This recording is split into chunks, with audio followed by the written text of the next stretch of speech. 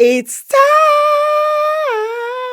Dun, dun, dun, dun, dun, dun, dun. Anyways, let me not bore you guys with my lovely voice. Welcome to Office Talks with Nnenna Madu, where the boardroom meets the break room. But today we are not giving brutal gist because it's the best time of the year. And I personally love Christmas. Christmas is suiting to me, but that's not why we're here. We want to speak about the culture during this time, the end of the year, the culture in the workplace. It's Christmas season, that beautiful time of the year where workplace suddenly softens. Targets are still hanging, deadlines are dragging by the neck, but somehow the energy feels lighter. Everybody's looking forward to go see their families.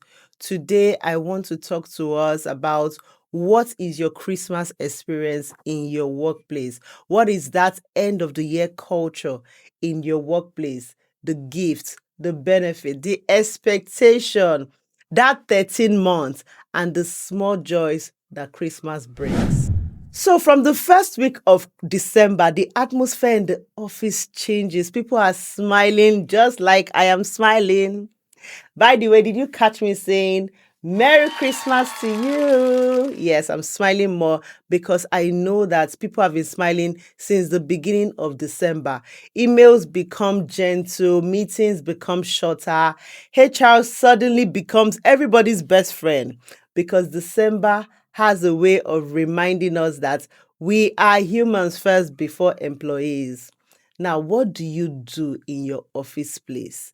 Do you get gifts and hampers? Some workplace, I know they give gifts. They give their staff hampers. Some people give they buy bag of rice in the Nigerian culture. Sometimes I used to work in a place that they actually they called it rice and stew money. So they would just give you the money instead of bothering themselves with bag of rice because they were like a larger companies. But some companies just actually go to the extent of buying that rice as hampers. Some people even add oil. Some people do gifts. They do hampers of provisions to their clients, to their partners, to their vendors, and sometimes to their staffs. So their staffs can choose between hampers or cash before December has its name. Apart from the gifts and the hampers, there's also something called Christmas bonus. I was reading somewhere and a lady was talking about 13th month and was making it sound like an entitlement based on no, she was actually making it sound like the company was doing staff a favor by paying them a 13th month. And it's made me to understand that some companies actually do it as a favor, while some companies is actually part of the package. So as an employer, as an employee, if you've worked 12 months, then normally you're just supposed to get that 13 months. I don't know what the culture is. Okay, then the second thing, apart from the gifts hampers, is actually the Christmas bonus. Those shopping vouchers, those transport allowances, those small cash gifts, office parties. Some of you have thrown parties this year and you did not invite me. But I know some people always say, oh, that oil and gas throws the best parties. But I don't think, maybe they do, but then I think the banks also throw the best parties because they are more popular, right? It may look small doing an office party or doing like a voucher for your staff, but I think it actually counts. It actually puts a smile on your face. Another thing that some people and some companies actually do is staff appreciation gifts. So some offices give personalized gifts, notebooks, branded stuff, which I think is not something that comes in Christmas. I think it's actually supposed to come during the year. It's a way of saying we see you, we encourage you, we appreciate you. What does your company actually do? Does your company do gifts and hampers, or do they do Christmas bonuses? Like, do they share money based on the revenue that has been received for that year, or they give you branded products, which I really don't know what you're going to use it to do. Why Christmas culture or end of the year culture matters in the workplace. Workplace with strong December culture often have happier employees. Employees will look forward to it. There is the benefit of, people are looking forward to that year ending. So it kind of gives them some loyalty towards the company. It improves their morale. It enhances the company's image, just like the way the banks, everybody knows that, oh, banks are going to be doing end of the year party. So if like a UBA bank or is any bank doesn't do end of the year party, it looks strange. So it's something that helps the image of the company, and it also encourages goodwill.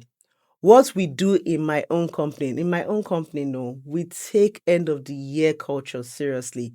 We give staffs and clients hampers, sometimes physical things, sometimes cash, in a way of saying, thank you for coming along with us this year. Thank you for being a part of us throughout this year. You could have dropped out, but you chose to be here. Every December tells a story. December reveals workplace empathy, leadership mindset, values for employees, the true spirit behind the brand. Employees never forget how you treat them in December. Employers hear this. They never forget how you treat them in December. So, what is your Christmas culture in your workplace as an employer, as an employee? Do you get hampers? Do you get cash? Do you get nothing? Is there even an office party? Some of you will say, oh, we are just a lean structure. We are 10, we are 30 staff. And you will not do common office party. Employers, change and do something for your staff. Let them even go and boast. You know how people in UBA will be hoarding Christmas invitation, because there will be hot cake this December. Everybody has rushed them and say, please, I want to attend Christmas party. I want to, that you have employed somebody, why can't you do the same for them, so that they would be rushing, even if it's the smallest thing? Does your company even acknowledge Christmas? Because I know there are some companies, they're just like, whatever is the end of the year. Okay, don't call it Christmas. Call it end of the year party. Call it end of the year bonus. Call it end of the year, whatever it takes. And make sure it counts. Make sure your company is that company that people look forward to December and say, yes, I belong to a company that does something for us.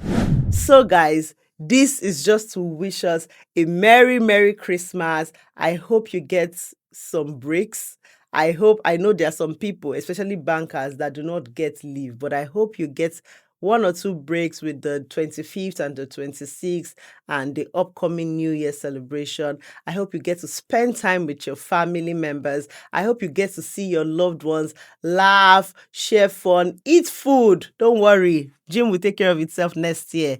Eat lots of food and rejoice with your loved ones. So when you come back in 2026, you have like this set goal. You know those people that will say, new me, old me.